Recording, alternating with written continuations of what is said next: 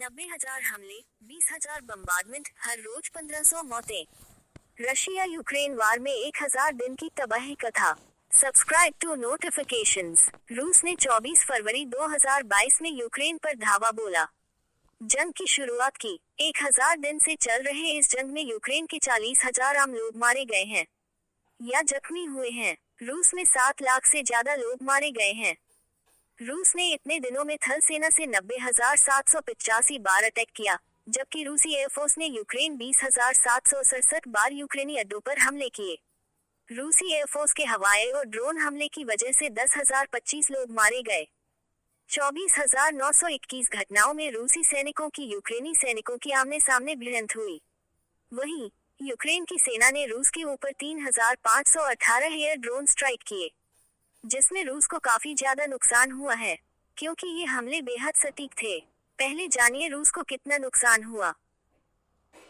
1,000 दिन के युद्ध में रूस ने 3,549 tank, 1,736 armoured fighting vehicle, 4,955 infantry fighting vehicles, 538 armoured personal carriers, 56 mine resistant ambush protected vehicles और 310 इन्फेंट्री मोबिलिटी व्हीकल्स को खोया है।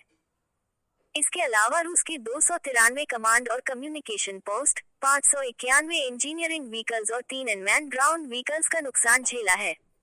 इसके अलावा रूस के 84 राडार स्टेशन और 85 जैमर्स डिसेप्शन सिस्टम खोए हैं। अगर मिसाइल और आर्टिलरी की बात करें तो रूस ने इस जंग में 45 self propelled anti tank missile system, 127 artillery support vehicles, 417 towed artillery, 849 self propelled artillery और 436 मल्टीपल रॉकेट लॉन्चर्स खोए हैं। इसके अलावा 56 anti aircraft gun, 27 self propelled anti aircraft guns और 285 surface to air missile system का नुकसान झेला है। यूक्रेन के हमले में 132 रूसी एयरक्राफ्ट, 147 हेलीकॉप्टर्स, 18 यूसीएवी और 496 ड्रोन्स बर्बाद हुए हैं। इसके अलावा 29 नौसैनिक युद्धपोत और पनडुब्बियां बर्बाद हुई हैं। 3,721 ट्रक, गाड़ियां और जीप यूक्रेनी हमले में खत्म हो गए हैं।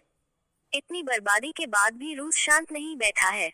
उत्तर कोरिया और चीन जैसे देशों से मदद ले रहा है। परमाणु हमले की धमकी दे रहा है। तीसरे विश्व युद्ध की शुरुआत की धमकी दे रहा है। रूस ने इस जंग की शुरुआत स्पेशल मिलिट्री ऑपरेशन के नाम से की थी। द्वितीय विश्व युद्ध के बाद यह यूरोपीय इलाके में सबसे बड़ी जंग है। 2022 में रूस ने कीव के आसपास के इलाकों पर कब्जा जमाया, लेकिन यूक्रेन ने इसे वापस अपने कब्जे में ले लिया। इसके बाद रूस ने यूक्रेन के मारियुपोल बंदरगाह शहर को अपने कब्जे में लिया। सितंबर 2022 में रूस ने रिजर्व सैनिकों को भी जंग में उतार दिया। यूक्रेन ने भी करारा जवाब दिया और खार्किव पर वापस कब्जा जमाया। फरवरी 2023 में रूस ने फिर से पूर्वी यूक्रेन की तरफ नया हमला शुरू किया। जून 2023 में वैग्नर समूह के हत्यारों ने रूस के खिलाफ जंग छेड़ दी।